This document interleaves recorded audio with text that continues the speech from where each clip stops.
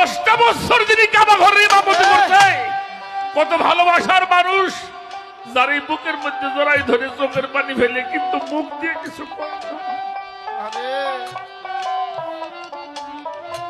সবাই সবাই বুকে জড়াই ধরে কান্নার একটা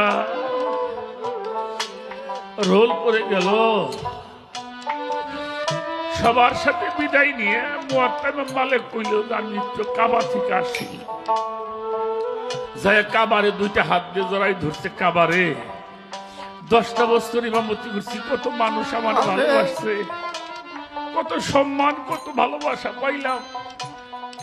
তোর ঘরে ইমামতি কইরা আমার এমন একটা ব্যারাম হয়ে গেল, আমার যে মদিনায় না গেলে আর আমার ভালো লাগে। 10 বছর আমি তোর কাছে ছিলাম, আমার দ্বারাই যদি কোনো কষ্ট পেয়ে থাকিস কাবা, তুই আমার আল্লাহর হস্তে মাফ করে দিবি। কাবা আল্লাহরে কয়, আল্লাহ আমার তো জবান নাই, আমি তো পাথরের, তুমি যদি আমার একটু জবান খুলে দিতে, আমি ইমাম মালিকের সাথে 2টা কথা বলতাম।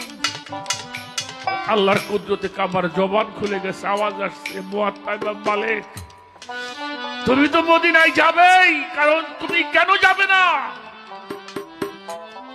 তোমার হাত আছে, পাও আছে, চলতে পারো, মুখ আছে, বলতে পারো। আমার তো হাতও নাই, পাও নাই, মুখও নাই, কইতে পারি না।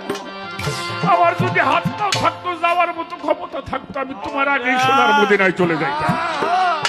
ওই মদিনায় গিয়ে আমি গড়াগড়ি পারতাম। তাহলে কাবার চাইতে কাবা মুহাম্মাদুর, কাবার চাইতে কাবা আল্লাহর ওলিরা। ওই ওলিকে যে তুয়াব করে, ওই ওলিকে যে মোহাব্বত করে, তিনি হাজির হয়।